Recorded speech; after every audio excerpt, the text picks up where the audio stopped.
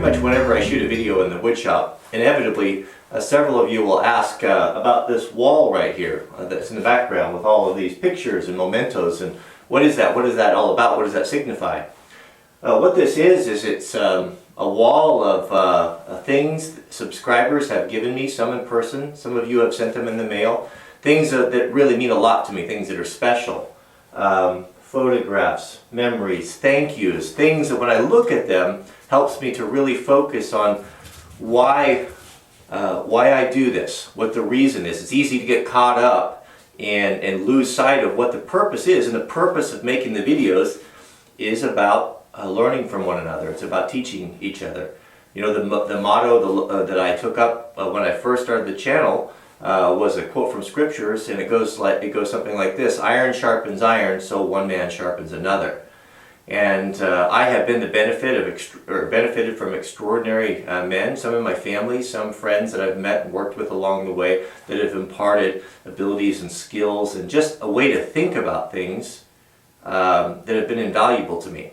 And so the way I see it, the biggest purpose in life that we have is not in the acquisition or acquiring things, or the biggest house or those type of things, but the legacy that we leave with not only raising our children, but those people that we come in contact with. How many people we affect in a positive way. I wasn't going to share this, because I'm going to share it. I'm not going to divulge all of the names, but one thing in particular that I want to share with you that's really special to me. You'll see this picture right here. I'm not going to give any names, I'm going to hide the date. But this is a young boy, we're going to call him Everett. Of course, not his real name. See here. So we get the focus on there. So Everett, unfortunately, passed away when he was 8 years old from a tragic accident. He would have been 13. Would have been 13 this year.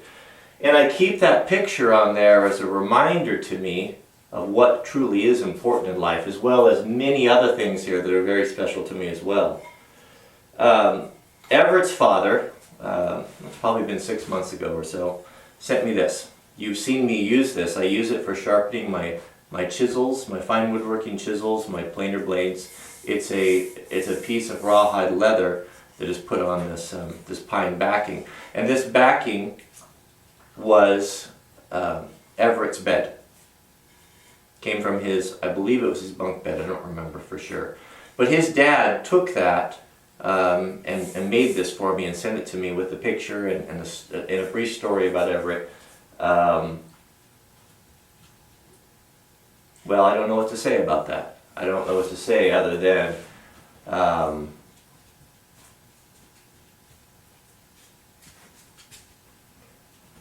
I guess I want to say thank you for that because it helps me keep my life and my priorities in perspective. So I can tell you this, that that young boy that I never met has had a profound impact. It has an impact on me every time I come in here, which keeps me focused so that I can impart that to other people in the sharing of these videos. I wish I could be more eloquent. I wish I could express in this video what some of these things mean to me, whether it be pictures of my grandfather that was one of the most important men in my life that I keep track of. Our antlers, I have some antlers here, my first deer that I shot, deer that I always hunted with my grandfather. I have his, I'll close with this interesting story. So my granddad, of course, was a World War II vet. He was in the Air Corps in Europe, he worked with the B-24 bombers. And so a lot of the stuff he had left over when we went hunting was Army surplus. He really liked things that were Army surplus because they were such good quality. And so this right here is his hunting belt.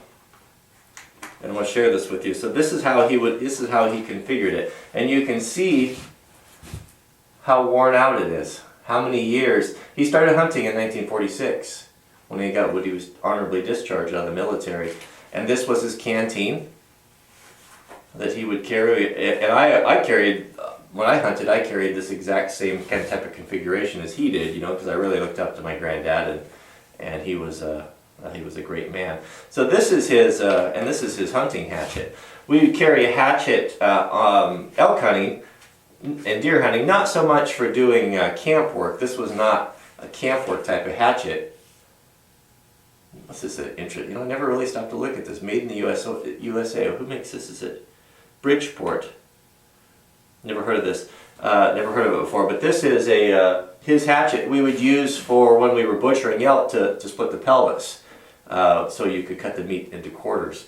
But a lot of use on that, and many years of carrying. Even he braised buffalo.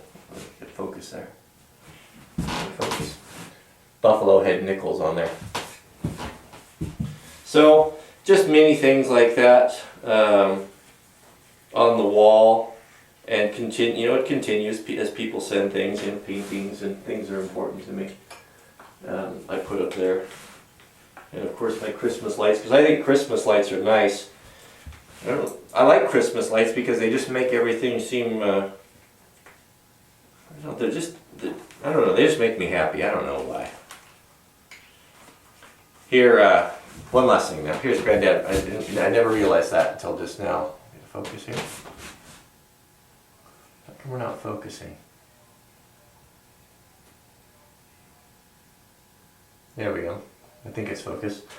So Granddad wrote 1945 to 2005. In 2005, I remember going over his house, and he'd hung this belt up on a pair of antlers in his garage, and I noticed it the first thing I came in, and I thought that was kind of strange. I wonder what's that doing up there? He usually kept it in our hunting gear. And when I asked him about it, he said, I've hung it up. I'm getting too old to go elk hunting anymore. And then that was that. That was that in 2005. So a lot of memories. Anyway, I thought I'd share that with you. So thanks for watching, and we'll see you guys on the next video. So I'd like to share with you a video showing the first time my granddad got to come out and see our homestead. We'd been here for a little while, and he was looking after my grandmother who was ailing and just couldn't get out of the house. So we made the arrangements to have him come out, and it was a really wonderful day, and I'm glad to have these short bits of video. I think being a man of the country, being raised in a self-sufficient farm in the Midwest, and being a man of the field as he was, I think he would have his dream would have been to live in a place like this. But getting out of the war and taking a job and living in the suburbs like many men did after the war was his lot in life, is what he did. But he had a double lot, and he always brought the country into that place. He always had a nice big garden, and painted everything barn red, all of his sheds, and he had a wood stove outside, and always burnt all of his own trash. And he was a good steward of everything that he owned, and took nothing for granted, and was quite an example to me. And I'm very blessed to have had him for my grandfather. So I've included this video here. I hope you enjoy it. And well, that's about that. So thanks for watching, and we'll see you guys on the next video.